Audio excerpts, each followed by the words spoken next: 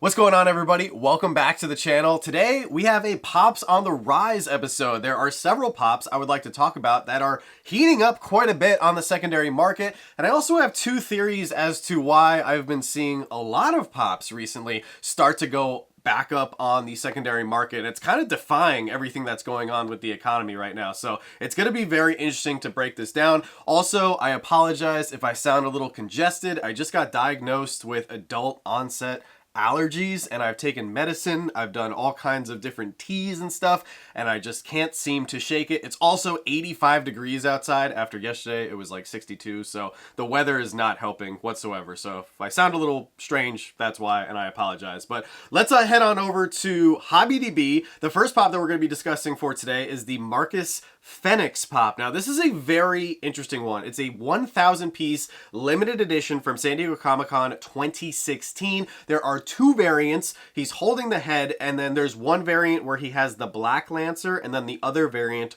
where he has the Gold Lancer. I want to briefly talk about the Black Lancer here because, as you guys can see, the con sticker is going for $840 while the shared sticker is trending at only $100. So the con sticker, which does actually display the piece count, is exploding in value, and this is on the brink of becoming a $1,000 pop. The most recent highest sale was $965 on June 29th, 2025 over on Whatnot, and I appreciate the Whatnot sales being incorporated into HobbyDB because they're actual screenshots.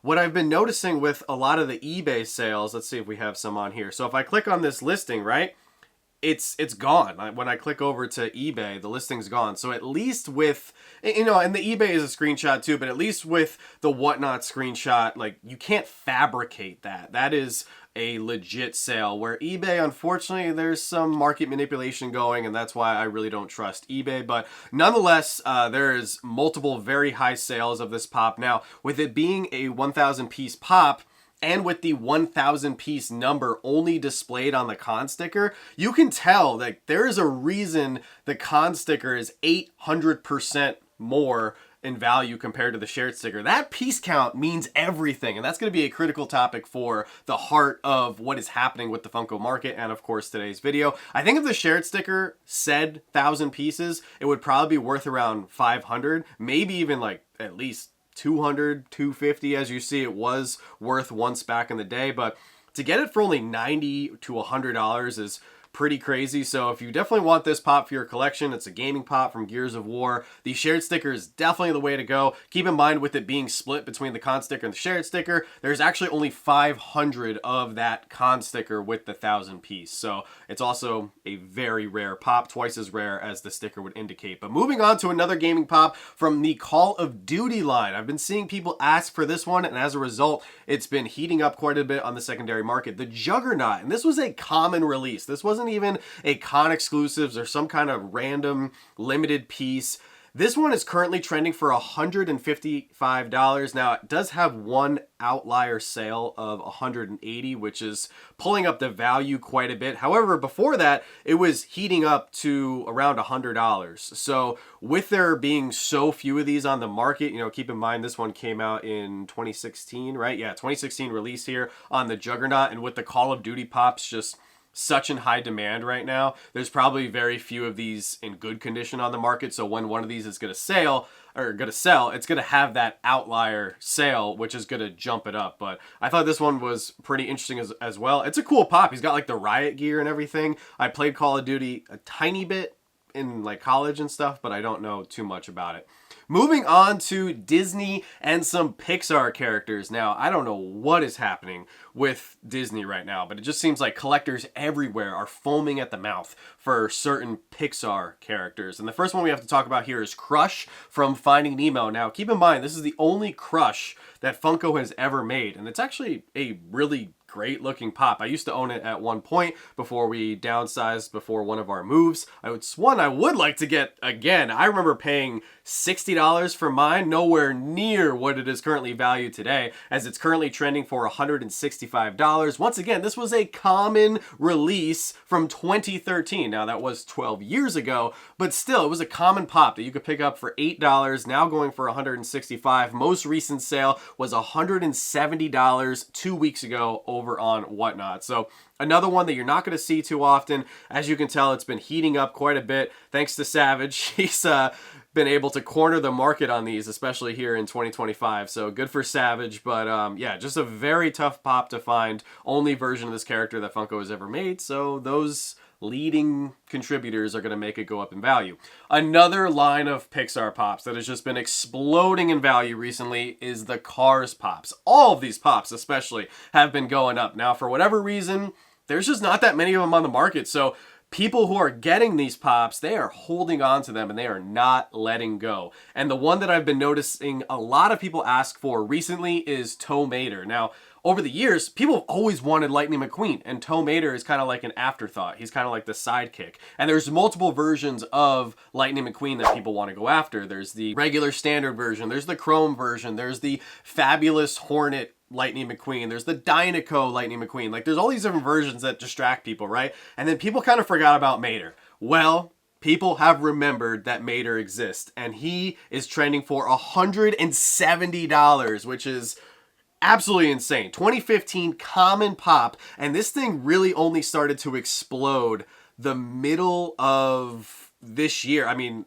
a little bit in the beginning of this year, you know, starting to get up there from 80 to 100, but here in 2025, it has just really exploded, with the last highest sale happening 2 weeks ago over on Whatnot for $255, which is really insane, but very cool to see. And we do have a $65 sale, which seems kind of out of place compared to some of these other sales. Now, with these Cars pops heating up, I do think there is an opportunity for some fakes to start popping up. We've seen fakes of the Dynaco Mater and the Dynaco Lightning McQueen because those were the con ones, but definitely keep an eye out now for fake Pixar Cars pops starting to hit the market. The last pop that I want to talk about today is very well timed with October right around the corner. We have Billy from Saw. Now, we typically see a lot of Halloween/horror pops go up in value around this time of the year. People get into the spirit, they want to fill in their collection, they pull out their Halloween stuff, they realize what they're missing. But this one is going up quite a bit more than I would anticipate. And this one, just like we were talking about briefly with worrying about fakes, there are already so many fakes of this Billy on the secondary market. So you got to be very careful when you go to purchase one of these. This one currently trending for $270, originally released back in 2014, so 11-year-old pop. And you know, as you can see, this one has gone up, come down, you know, fluctuated with each Halloween and horror season that we have. But then here in 2025, it has just taken off and exploded with the last, most recent highest sale of $299 over on eBay. Now, this one, if you click on it, see, this is a red flag here. So the listing is gone over on eBay, which is kind of a red flag for me. But I have no doubt that this pop is still anywhere from, you know, 240 to 260. I like seeing the screenshots from Whatnot. You know, seeing the listings from eBay can be a little bit deceiving, but I'm actually very grateful for Whatnot and now HobbyDB relying on Whatnot so much to get more accurate sales because, like I mentioned, eBay can be so manipulated. But pretty cool to see this one going up in value as much as it has. What's even cooler, and speaking of Whatnot, is this Friday and Saturday night, Joanna and I are putting on our annual Halloween event. It's going to be our biggest Halloween event ever, spanning 2 days, not just one. And we are lucky enough, I can't believe we have one. We do have an original Billy from 2014 from Saw that we are going to be starting off at just $1. I need to get this in an armor. I apologize, Billy, but we are going to be starting off all of our items for this weekend's Halloween event. It's going to be Friday and Saturday night, like I mentioned, I think we're going to do 9 p.m. both nights, but we're going to have over 200 items each night. It's going to be amazing. Everything dollar start, regardless of its value on the secondary market. So hopefully you guys can get some really good deals. And if you're new to Whatnot and you sign up with our unique affiliate link down in the description below, you'll get $15 off your very first purchase. Joanna and I are going to be dressing up in costume like we normally do, and it's going to be a blast. There's also going to be a ton of giveaways. We're going to be giving away a Freddy Funko as Michael Myers, limited to 3,000 pieces from this year's Fun Days. So, and that's just one of many, many giveaways that we're going to be doing. So make sure to go bookmark those shows so you don't miss out on our 2025 Slapshotpops annual Halloween Spectacular. But now getting into the two quick theories as to why I think that there are so many pops starting to heat up on the secondary market again after, 2023 and 2024, we saw a lot of things start to tank in value. So my first theory is that Funko has struck gold with dropping all of these limited pieces. These limited pieces are getting people excited about Funko again. And if you think about it, with these people or collectors being able to secure limited pieces at retail, whatever it may be, $20, $30, $40, $50, depending on the piece count, if they're able to sell it, like take Star Killer, for example. That was a $50 retail pop that people could have easily sold for 10 to 12 times face value. If they're able to sell it to a hardcore Star Wars fan like myself that really wanted one, then they can take that money and they can keep some of it, or they can spend all of it on a bigger grail for their collection, perhaps an older pop like Billy or one of the other pops that I mentioned here in this video. That's my first theory. My second theory as to why I think a lot of pops are going up all of a sudden on the secondary market is that every 3 years we see like a new wave of collectors come into the space. And I think the wave of collectors that came in post-pandemic in 2022 to the beginning of 2024 per se, when a lot of things were changing with Funko and people were trying to figure out what they wanted to collect. Funko was also releasing a lot of different items like sodas and rewinds and Project Fred and Jumbotron and NFTs. There was a lot. And I think people collected, for the most part, a little bit of everything. And now that wave of collectors here 2-3 years later,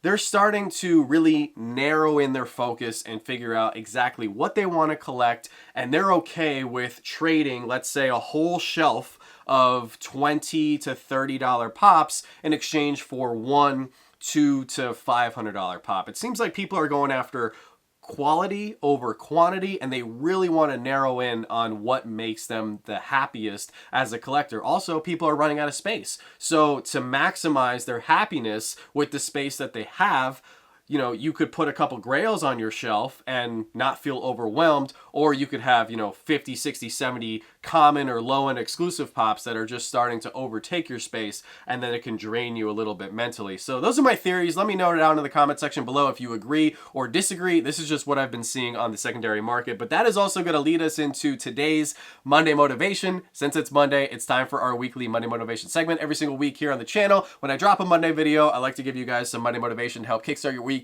and get you through the toughest day of the week, which is typically Monday. And it goes hand in hand with my theory with collectors narrowing down. I think as a person in life, we only have so much time, and you need to really narrow in your focus on what you want. Now, when it comes to collecting, you can't collect everything. It's just impossible. Even if you have all the money and all the space in the world, there's just not enough time for you to collect everything, enjoy it, give it the time and appreciation that it deserves. So you have to narrow your focus on what makes you the happiest. And same goes for life. You can't do everything. You can't get multiple degrees. You can't get all these jobs. You can't have all these careers. You can't have the family that you want. You can't buy multiple houses. You can't buy, boats, cars, planes, whatever it is. Like, you really have to narrow down what makes you the happiest and find the combination of things within your budget, within your time budget, within your resources, within your reach, that can make you happy without killing yourself mentally, emotionally, physically. So whether it's collecting or life, narrow down your focus to what makes you the happiest. Don't overstretch yourself, especially when it comes to collecting, because collecting is supposed to make you happy. But also, don't overstretch yourself in other parts of your life when it comes to work, school, family, whatever it may be, because we only have one body, one mind, and we only have one life, and you got to make the most of it. So with that being said, I really hope you guys enjoyed the video. If you've noticed any other pops going up in value on the secondary market, definitely drop it down in the comments section below, and maybe it'll be featured in a future Pops on the Rise episode. This was a lot of fun. I love swimming through the aftermarket to see what's heating up. Make sure to bookmark this weekend's giant Halloween event happening Friday and Saturday through us, Slapshotpops, over on Whatnot. So with that being said, don't stop shooting until you score, and we'll see you all very soon.